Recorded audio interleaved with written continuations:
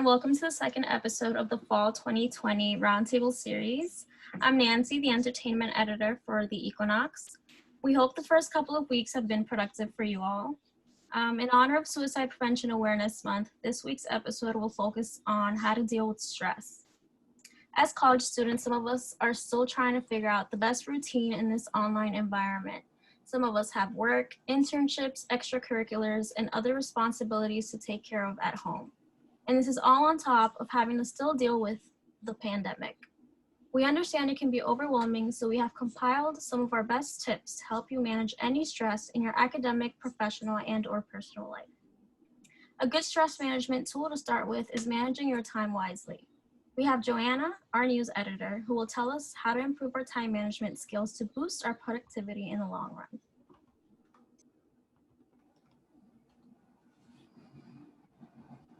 Thank you, Nancy. I'm Joanna Marino, news editor for the Equinox.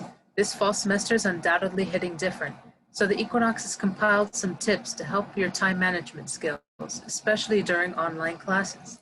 Keeping track of your assignment due dates, tests, and quizzes is a must. We suggest to keep a planner or calendar nearby. If you don't have one readily available, use the calendar app on your phone. This really helps visualize and gauge time between due dates. This can often get blurred with the monotony of online classes. Another tip to have is your week schedule on paper somewhere within eye view, such as on a wall or a fridge, so you can see it every day and familiarize yourself with the times. So if you're forgetful, set alarms on your phone to go off before class, with just enough time for you to get on, of course. If you can, always keep your parents and/or informed. Life happens. If distractions cannot be avoided, be sure to allocate time outside of class so you know when you're free to study or review notes quickly. In addition to that, keep a daily or weekly to-do list and cross them off as you finish. A lot of people like to do this for the self-satisfactory feel. Seeing tangible proof that they finished something helps motivate them to do more. This can include things like assignments, readings, or other general things like chores. Keeping separate lists can also help you feel more productive, as you can see how much more you can get done in one course as opposed to seeing tasks lumped up with the rest. It can also help you better gauge how much you got done in a certain amount of time. So if you do decide to do daily or weekly lists, make it realistic. Chances are you might not write a 5-page essay in between classes, so plan to reasonably in advance to avoid disappointment or any additional stress. Go easy on yourself. Post-its are my personal fave. It's so satisfying to crunch up the whole list after you finish. They're handy and you can stick them on your wall, desk, or laptop where you can see them. Keeping track of your assignments during a remote semester is difficult, but it's not impossible. Curb the stress by being 3 steps ahead of it. And back to you, Nancy. Thank you, Joanna. Solid time management skills are extremely fundamental to keeping our stress and our worries at bay. Now, we can comb relentlessly through all of our responsibilities and duties, but it's also important that we remind ourselves to keep each other safe and that we take good care of ourselves. This is especially pivotal now that we are heading into the fall and winter seasons, which means COVID-19 poses a much greater risk.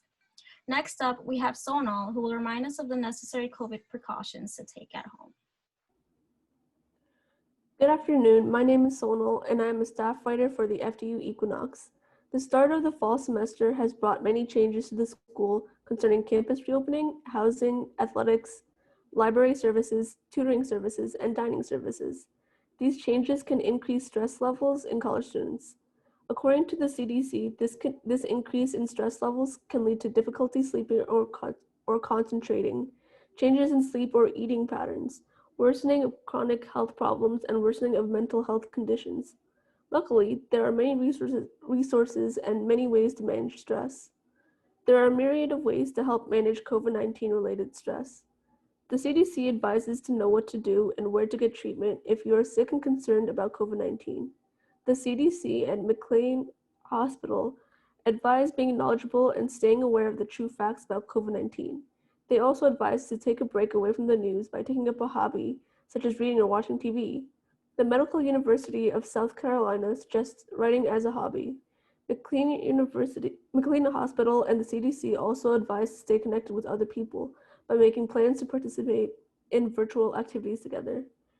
The Medical University of South Carolina suggests managing anxiety by finding a mantra to focus on, doing breathing exercises, and meditating. The FDU Metropolitan Campus provides counseling services through SCAPS. When in doubt, ask for help.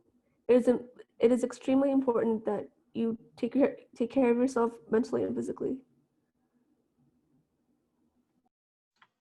Thank you, Sonal. Something we also want to stress is the importance of taking a break because we are only human after all.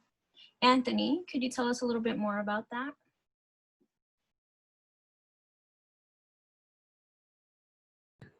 Yes, I can. So, hello everybody. So it's Anthony, and I will be back talking about the importance of taking an off day, or even just needing a break from remote learning for this semester coming up. So, since we will all be remote learning for the majority of the semester, it is essential to try to not procrastinate with work. The feeling of not going into a live instruction will be one of the weirdest feelings we will feel in the future when we do go back. But for now, we have to adapt using technology even more for our learning. It can be very tough to sit in front of a computer for the whole day, and it's easy to doze off and become distracted at home. Even though the work will be much different compared to in class, it is important to refresh after all your classes. Practice the same positive habits you did before virtual learning earlier in the spring. Stay on top of Web Campus with all your announcements and work. The most important thing is to take as many needed breaks from your computer. This would definitely help with relaxing your mind and your brain. Just take a day to regroup, sit down, watch your favorite movie, read your favorite book, find a good, healthy way to distract yourself from all the stress with school and work. Many things.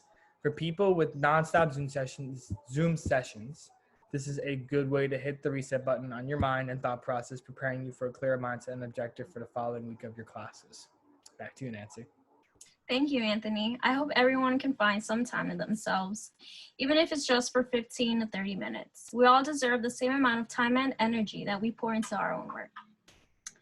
Last but not least, I would like to personally highlight the significance of getting enough sleep. It sounds so simple, yet the power that sleep holds is extraordinary. According to the National Heart, Lung, and Blood Institute, sleep plays a vital role in good health and well-being throughout your life. Getting enough quality sleep at the right times can help protect your mental health, physical health, quality of life, and safety. People who are sleep deficient are less productive at work and school. They take longer to finish tasks, have a slower reaction time, and make more mistakes. After several nights of losing sleep, even a loss of just 1 to 2 hours per night, your ability to function suffers as if you haven't slept at all for a day or two. Make sure you're getting at the very least 8 hours of sleep at night. You'd be surprised just how much of a difference it can make. We hope that these tips and tricks from our staff can help you all better deal and manage any stress or worries that you may be having. To reiterate, Sonal, SCAPS, or student counseling and psychological services, are still being offered should you need someone to talk to. All counselors are available remotely and are offering phone consultations by appointment.